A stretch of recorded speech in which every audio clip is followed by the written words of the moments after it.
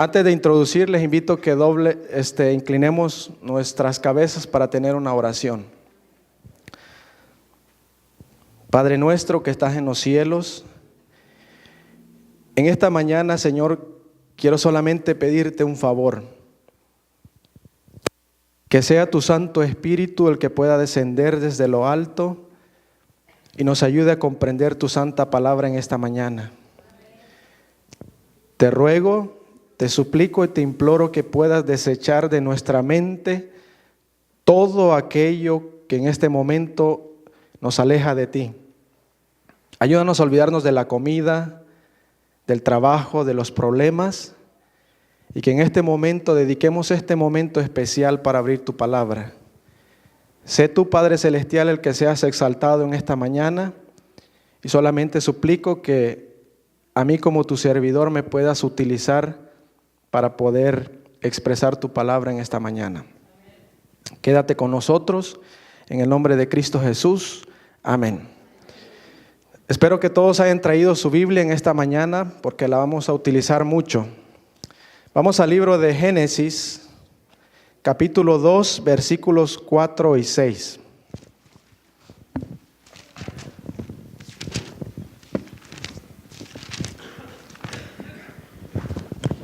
El libro de Génesis, capítulo 2, versículo 4 y 6. Amén. Dice así la palabra de Dios en Génesis capítulo 2, versículo 4 y 6. Estos son los orígenes de los cielos y de la tierra cuando fueron creados. El día que Jehová Dios hizo la tierra y los cielos, y toda planta del campo antes que fuese en la tierra, y toda la hierba del campo antes que naciese, porque Jehová Dios aún no había hecho ¿qué? Llover sobre la tierra, ni había hombre para que labrase la tierra.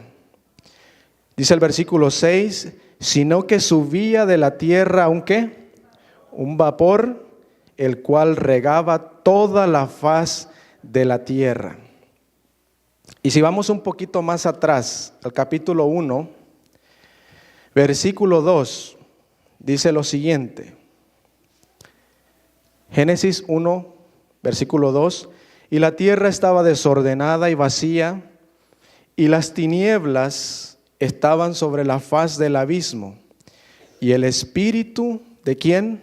De Dios, se movía sobre la faz de las aguas. Muy bien, ustedes dirán, ¿qué es esto?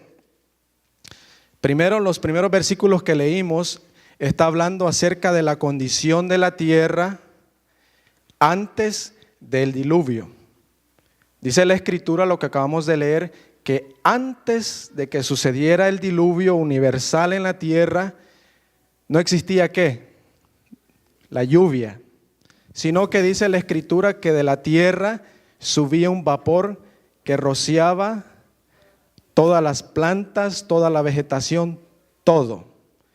Y en el capítulo 1 que acabamos de leer, el versículo 2, dice ahí, que antes de que Dios hiciese la semana de la creación, este mundo estaba vacío.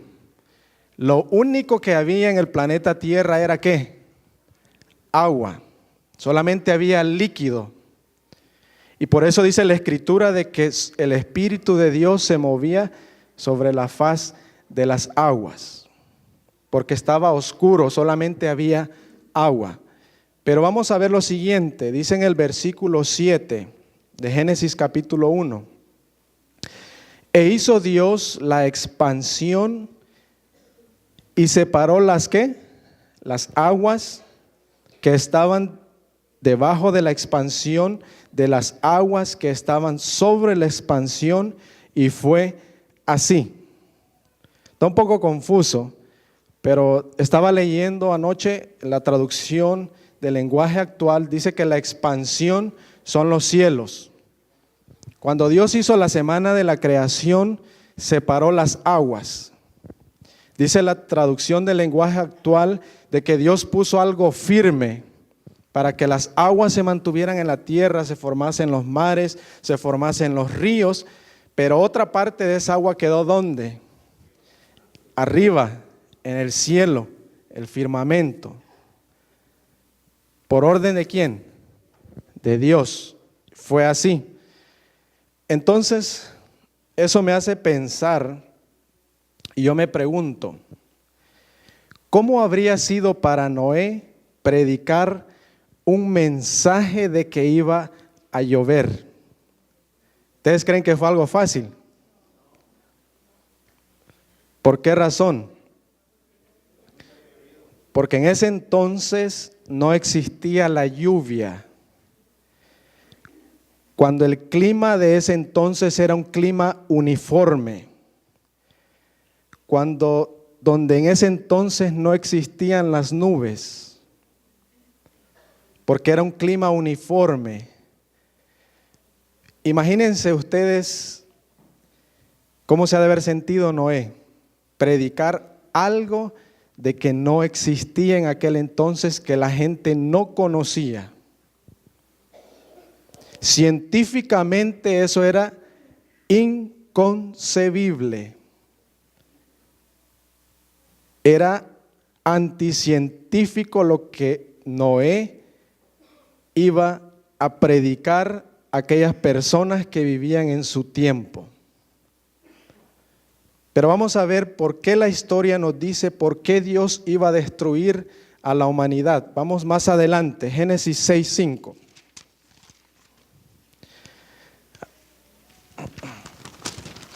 Génesis capítulo 6, versículo 5 dice: y vio Jehová que la maldad de los hombres era mucha, ¿en dónde? En la tierra, y que todo designio de los pensamientos del corazón de ellos era de continuo solamente ¿al qué? Al mal. Vamos más adelante, el versículo 11 y 12 del capítulo 6. Y se corrompió la tierra de delante de Dios, y estaba la tierra llena ¿de qué? Violencia. El 12 dice: y miró Dios la tierra, y he aquí que estaba corrompida, porque toda carne había corrompido su camino sobre la tierra. Entonces, ¿creen ustedes que Dios es injusto? ¿Por qué razón dice la Escritura que Dios iba a destruir la tierra? Era porque todos los designios de los pensamientos de aquel entonces de la humanidad eran solamente de continuo al mal. En otras palabras, el mundo casi había llegado al punto de no retornar. El mundo casi tenía la conciencia cauterizada, donde no se escuchaba más la voz del Espíritu Santo. ¿Por qué razón? Porque Satanás había hecho caer primero a nuestros primeros padres, y después la maldad fue de aumento en aumento. Y por esa razón Dios llegó a un punto en que dijo: no más. Y es por eso que Dios dijo que iba a destruir la tierra, porque todos los pensamientos de estas personas eran solamente de continuo al mal y habían llegado a un punto de no retorno. Pero Dios, en su infinita misericordia, antes de derramar sus juicios, mandó un mensaje de advertencia. No destruyó la tierra de un solo, sino que mandó un mensaje de advertencia. Y vamos a ver en esta mañana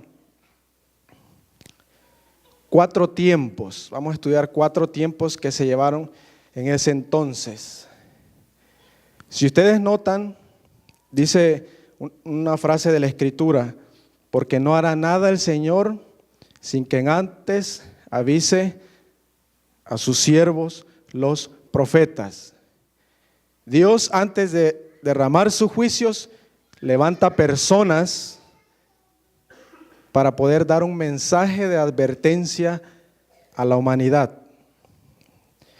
Vamos a ver el primer tiempo, es la predicación de Noé. Génesis capítulo 6, 8 y 9 dice lo siguiente. Pero Noé halló ¿qué? Gracia ante los ojos ¿de quién? De Jehová. Estas son las generaciones de Noé, varón ¿qué? Justo. Era perfecto en sus generaciones. Con Dios caminó Noé. En otras palabras, a Dios le agradó la conducta de este personaje, el patriarca Noé. Dice la traducción del lenguaje actual que Dios se agradó de su conducta, porque era diferente a sus contemporáneos. Él se distinguía de los demás. Y es por eso que dice que Noé halló gracia ante los ojos de Dios. En otras palabras, si ustedes han escuchado que la mayoría de cristianos piensa que la gracia solamente se menciona en el Nuevo Testamento. Pero si ustedes notan aquí en este pasaje, también ahí se menciona la gracia de Dios con este personaje llamado Noé. Dice acá que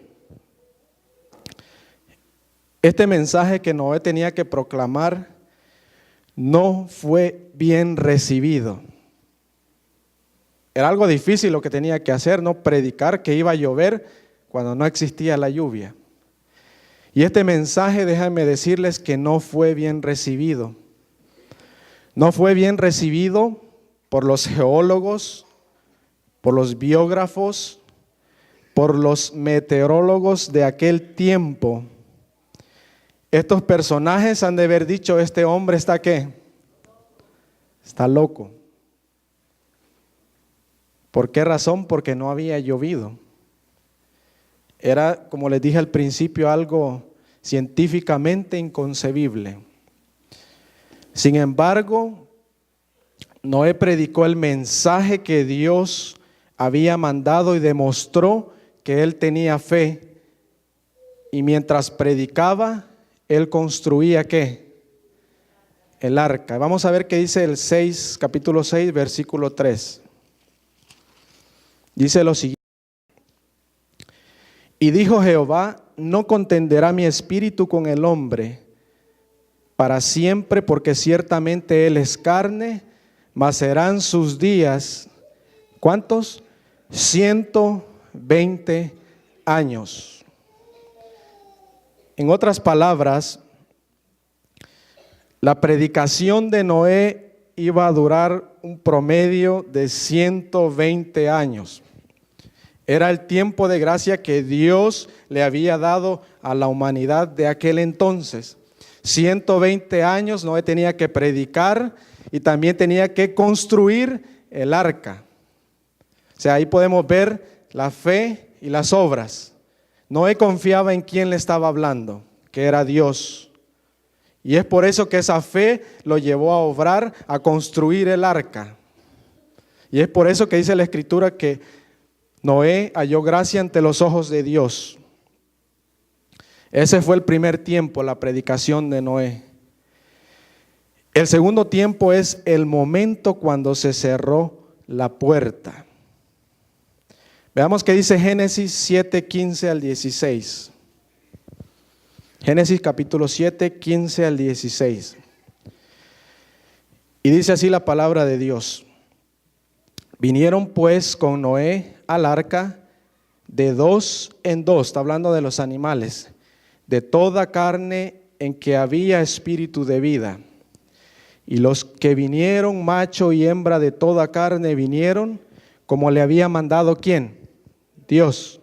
Y Jehová, ¿qué hizo Jehová? Cerró la puerta. Un punto muy importante aquí. ¿Quiénes dice que entraron al arca de dos en dos? Los animales. ¿Y las personas dónde estaban? Mire, aquí podemos aprender algo muy importante. Muchas veces Los animalitos escuchan más la voz de Dios que los seres humanos. Y este es un caso que lo podemos notar de veras. Los animales escucharon la voz de Dios, que Dios iba a destruir la tierra, y entraron por mandato de Dios de 2 en 2 al arca. Y cuando estos animalitos hubieron entrado, cuando entró Noé, su esposa, sus 3 hijos y sus nueras, dice que Dios, dice Patriarcas y Profetas, que Dios mandó un ángel que cerrara la puerta, y la cerró. Y esa puerta ya no se podía abrir más. Pero dice acá lo siguiente, que Jehová cerró la puerta y ya no hay oportunidad más para aquella humanidad de aquel entonces para poder salvarse. En otras palabras, cuando la puerta se cerró, el tiempo de gracia se había ¿qué? Terminado. El que entró, entró, y el que se quedó afuera, se quedó afuera. Porque Dios mandó a su ángel para cerrar la puerta. Otro punto que vamos a destacar del tiempo es lo siguiente. Cuando Noé entró al arca, pregunto, ¿cuántos días pasaron antes de que comenzara a llover? 7 días. Y ustedes se preguntarán qué hizo Noé durante esos 7 días. ¿Qué es lo que Noé estaba haciendo? Porque Noé entró al arca, Dios mandó a su ángel para cerrar la puerta, pero en esos 7 días no había ninguna señal de ¿qué? De lluvia. No habían nubes, no estaba cayendo agua. No había ni una señal, ni siquiera vientos, ni siquiera nubarrones que dieran indicios de que iba a venir esa gran tempestad. ¿Y qué creen que sucedió en ese pequeño periodo de tiempo durante esos 7 días? Quiero compartir con ustedes una cita de este libro. Se llama Patriarcas y Profetas. Vamos a ver qué es lo que sucedió durante ese periodo. Dice Patriarcas y Profetas, la página 86. Dice, durante 7 días, después que Noé y su familia hubieron entrado en el arca, no aparecieron señales de la inminente tempestad. No había ninguna señal. Durante ese tiempo se probó ¿su qué? Su fe. Durante esos 7 días la fe de Noé y de su familia tenía que ser probada. Y es por eso que Dios dejó ese lapso de tiempo para probar la fe de Noé. También dice que fue un momento de triunfo para el mundo exterior. La aparente tardanza confirmaba la creencia de que el mensaje de Noé era un error y que el diluvio no ocurriría. Aparentemente para los que estaban adentro, ¿qué pasaba? Era un momento en que ellos podían también dudar, porque no había llovido. Pero ¿qué pasó? Noé confiaba ¿en quién? En Dios. Pero para los que estaban afuera era un aparente triunfo. Todos decían, ya ven, Noé estaba loco. Lo que nosotros decíamos era cierto. Eso es algo inconcebible que llueva. Los científicos, imagínense, mofándose, burlándose, las personas diciendo, riéndose. Y sigue diciendo acá, a pesar de las solemnes escenas que habían presenciado, al ver cómo las bestias y las aves entraban en el arca y el ángel de Dios cerraba la puerta, continuaban las burlas y las orgías hasta que se mofaron de los hombres, de las señales del poder de Dios. Se reunieron en multitudes alrededor del arca para ridiculizar a sus ocupantes con una audacia violenta que no se habían atrevido a manifestar antes.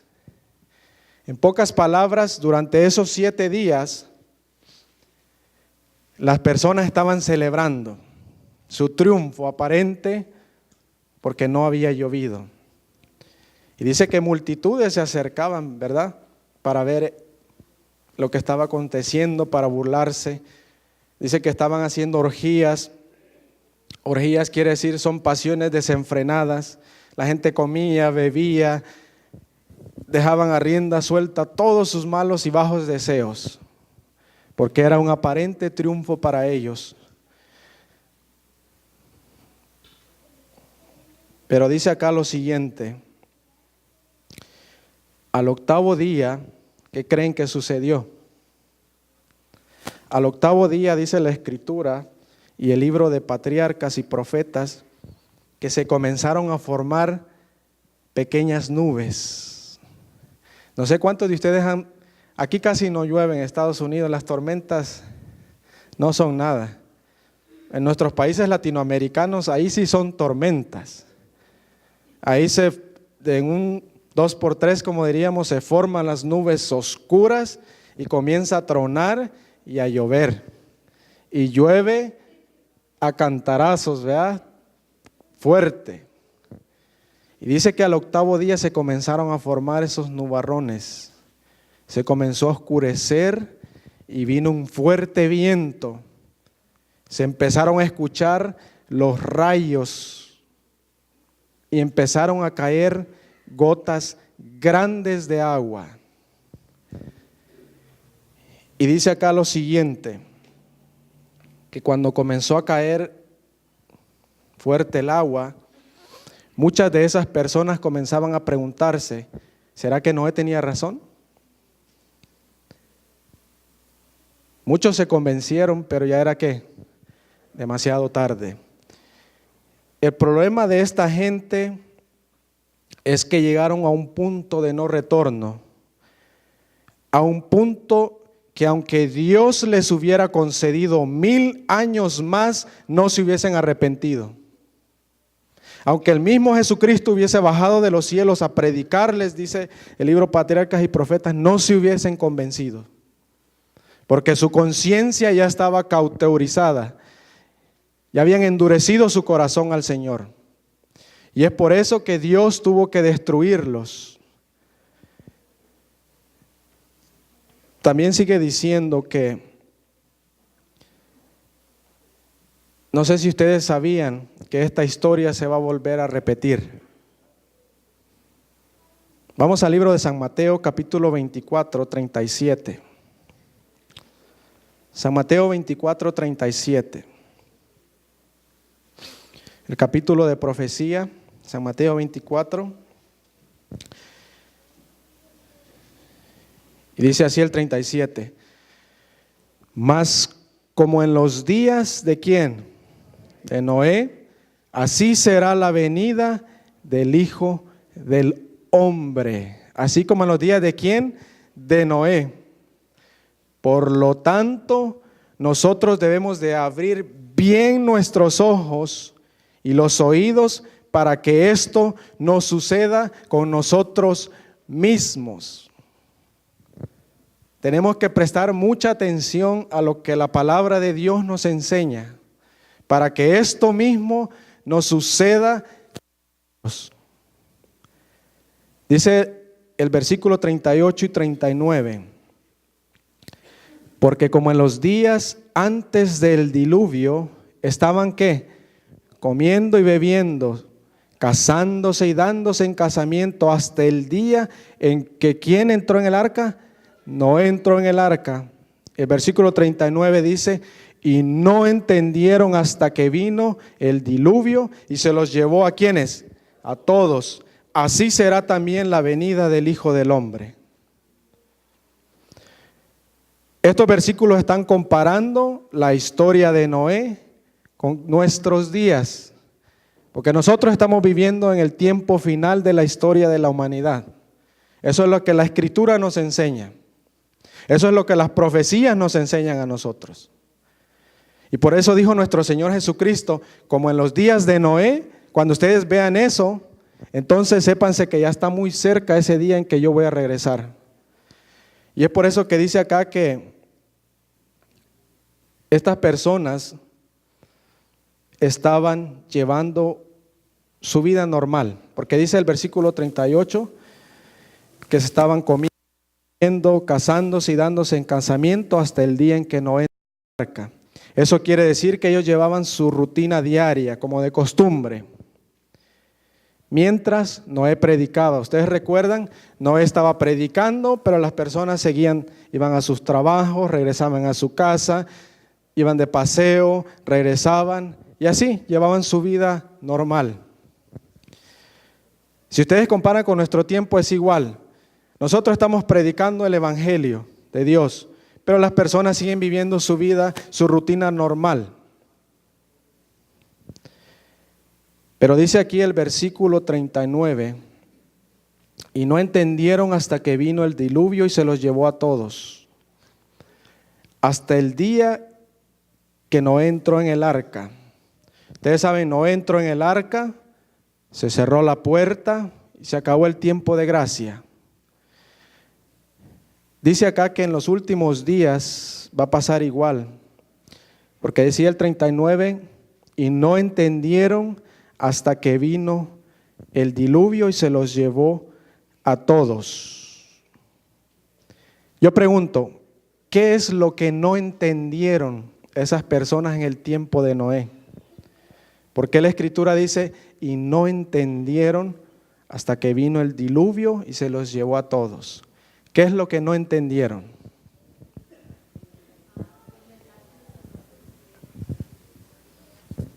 Sí, gracias, hermano. Lo que no entendieron es que ya estaban perdidos, que el tiempo de la gracia ya se les había terminado. Eso es lo que esas personas no entendieron. Por eso ellos continuaron su vida normal. No entendieron que ya estaban perdidos.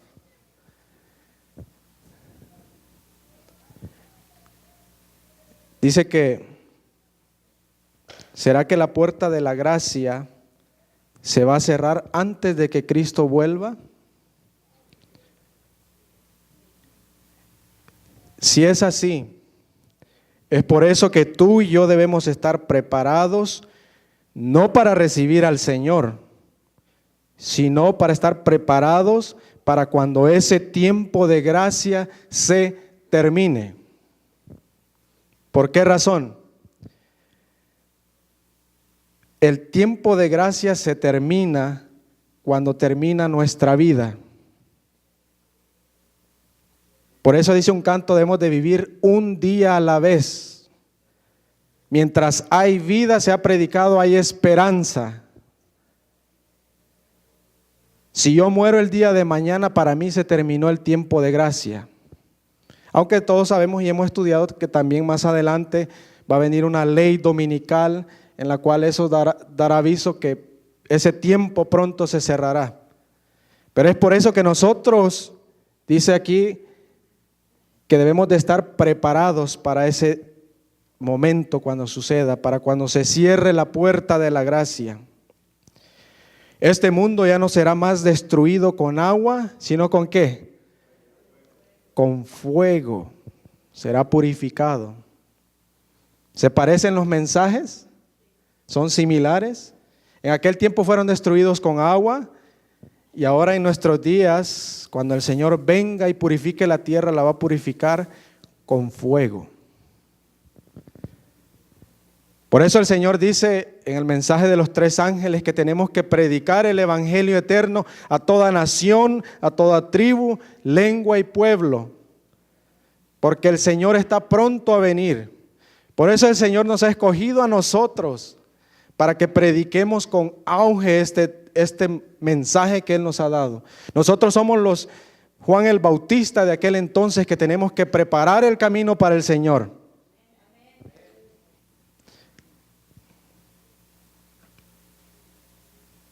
No sé cuántos de ustedes han escuchado acerca del periodo de la gran tribulación. Así como en los 7 días que pasaron antes de que cayera el diluvio, la fe de Noé fue probada. De igual manera, antes de que Cristo vuelva, nuestra fe también tendrá que ser probada. Y será probada durante ese tiempo de tribulación.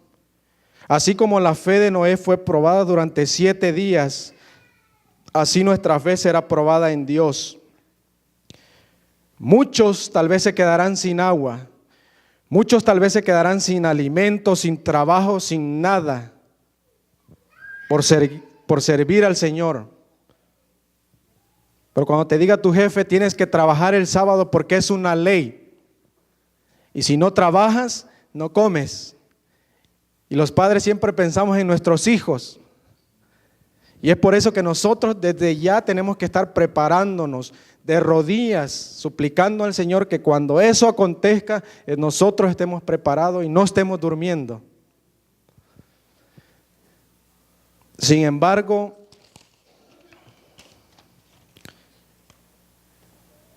dice acá lo siguiente: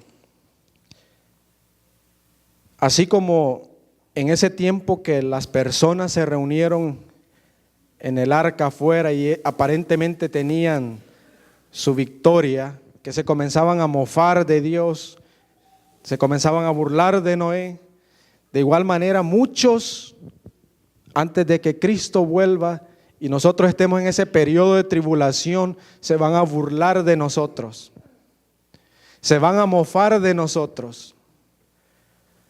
Por eso Cristo Jesús en su oración intercesora, Él oró por nosotros, para que nuestra fe no falte en ese entonces, para que confiemos plenamente como Noé confió en la palabra del Señor, para que podamos estar firmes aunque los cielos se desplomen, para que podamos confiar de que el que va dirigiendo esa arca es Cristo Jesús. Por ejemplo, Babilonia, antes de ser destruida en el año 605 por el imperio de Babilonia, por los medos y los persas, dice ahí que antes de que Babilonia fuese conquistada por los medos y los persas, primero hubo un gran banquete. Y en ese banquete se trajeron los vasos de la casa del Señor, del templo de Dios, y comenzaron a beber, se emborracharon. Pero antes de que Dios destruyera a Babilonia, dice la palabra de Dios que hubo una escritura en la pared que decía Mene, Mene, Tekel, Uparsin. Una de esas expresiones dice: pesado has sido en balanza y has sido hallado falto. Por eso tu reino se te ha sido quitado y es entregado a los medos y los persas. Ya estaba profetizado así, que tenía que acontecer eso. También otra historia similar a esta es la de Sodoma y Gomorra. Ustedes recuerdan que antes de que Dios destruyese a Sodoma y Gomorra, Dios envió ¿a quiénes? A los ángeles, para que fueran a advertir ¿a quién? A Lot, para que su familia se salvara. Y dice la Escritura que cuando ellos entraron en la casa y los demás contemporáneos de aquel entonces de Sodoma y Gomorra fueron a la casa ¿de quién? De Lot, y le dijeron: queremos conocer a estos hombres. Pero la Escritura, cuando habla de conocer, se refiere a intimidad sexual, porque en aquel entonces Sodoma y Gomorra se había corrompido tanto que también querían conocer a esos hombres. Había muchos homosexuales, y es por eso que Lot les ofrecía a sus hijas, pero ellos decían: no queremos tus hijas, queremos conocerlos. ¿A quiénes? A ellos. Y es por eso que los ángeles tuvieron que interceder cuando los dejaron ciegos. Los salvos estaban ¿dónde? Dentro de la casa de Lot, y los perdidos estaban ¿dónde? Afuera. De igual manera, déjeme decirle que el arca en nuestro tiempo es la iglesia. Esta iglesia puede tener muchos errores, Pero dice la Escritura, y la sierva del Señor, que sigue siendo la niña de los ojos de Dios. Porque nuestra iglesia está siendo dirigida por hombres que cometemos errores, que fallamos, pero sin embargo Dios sigue diciendo que es la niña de sus ojos, porque Él es la cabeza principal.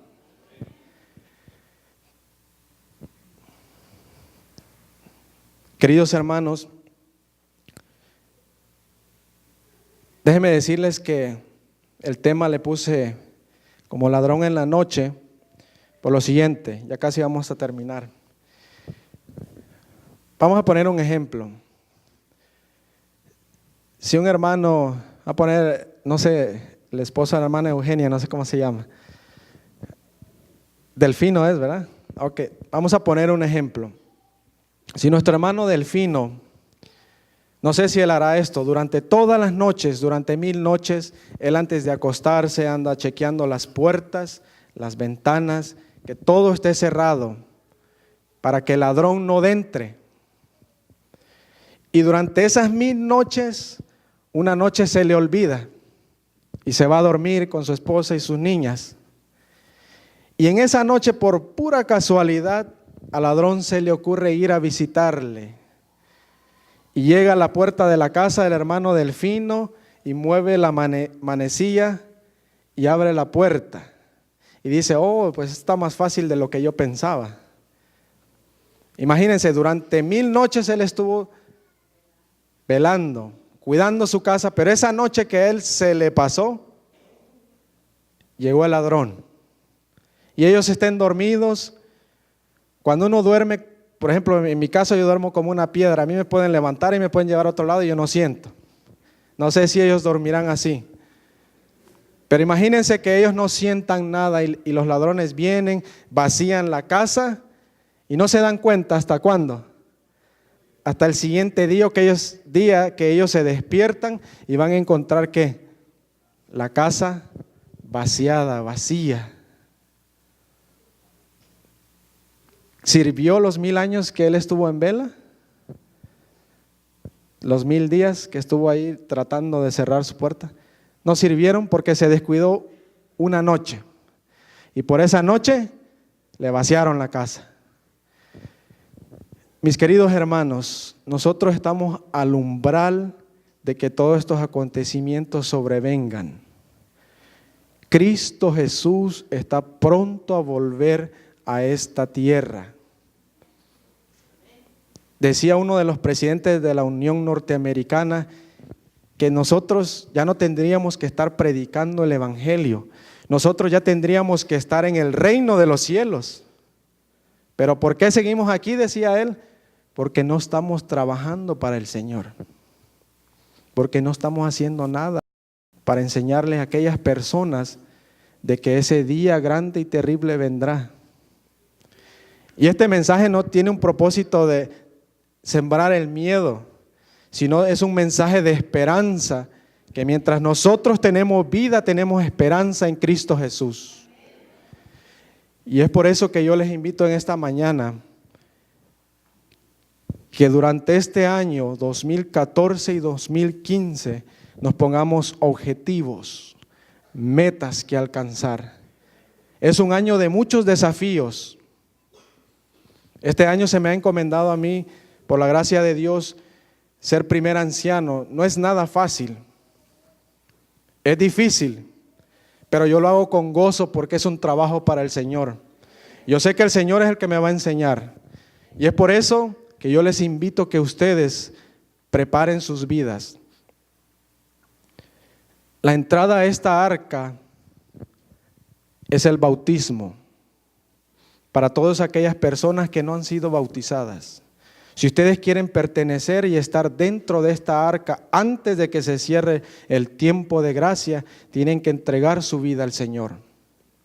Porque ese es nuestro pasaporte para poder ir al reino de los cielos.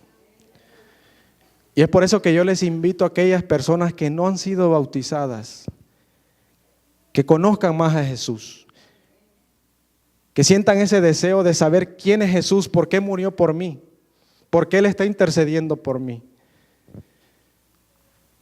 yo espero que todos nosotros podamos estar preparados para cuando ese día grande, como dice el canto, día grande viene y cerca está, cuando justos y malos separados quedarán.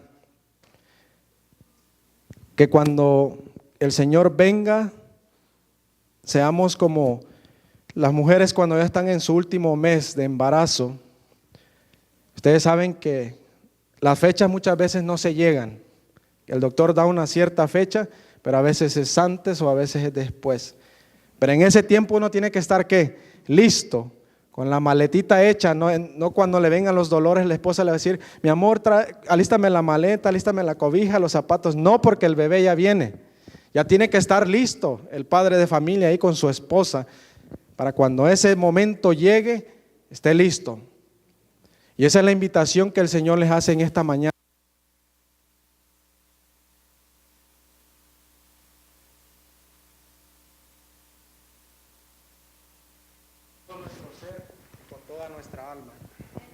Quiero invitarle a mi hija Andrea, ella trae un canto en esta mañana.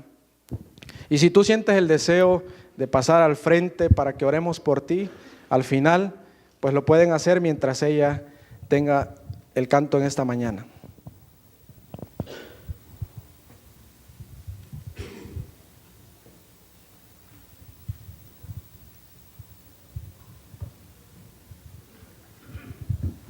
Para la honra y gloria de Dios.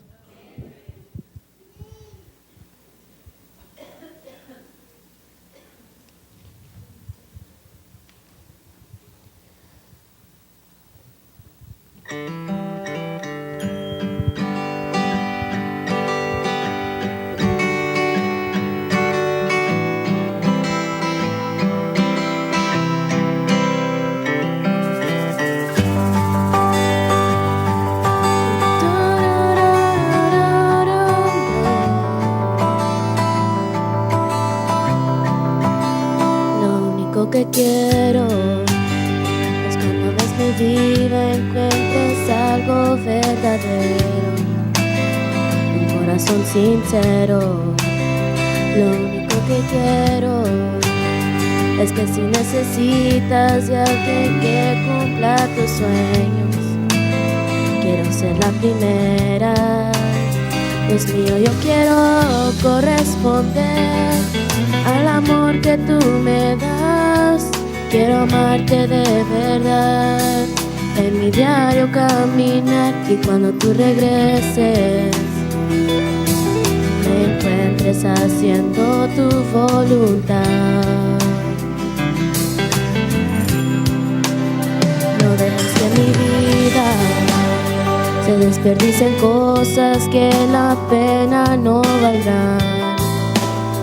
Afanes ya no más, sino que cada día aplique tu palabra en mi forma de pensar, mi diario caminar. Dios mío, yo quiero corresponder al amor que tú me das. Quiero amarte de verdad, en mi diario caminar, y cuando tú regreses me encuentres haciendo tu voluntad. La entrega y la pasión en ti yo quiero en mi tener, y cada día esforzarme por tu amor corresponder. Soy de ti.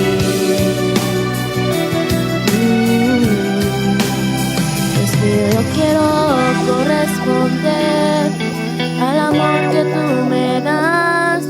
Quiero amarte de verdad, en mi diario caminar, y cuando tú regreses me encuentres haciendo tu voluntad.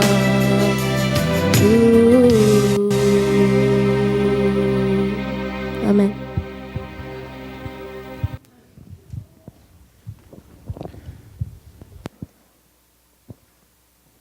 En esta mañana yo quiero invitar a la iglesia, que son cada uno de ustedes. Quiero darles ese desafío de que sientan ese deseo de consagrar sus vidas al Señor.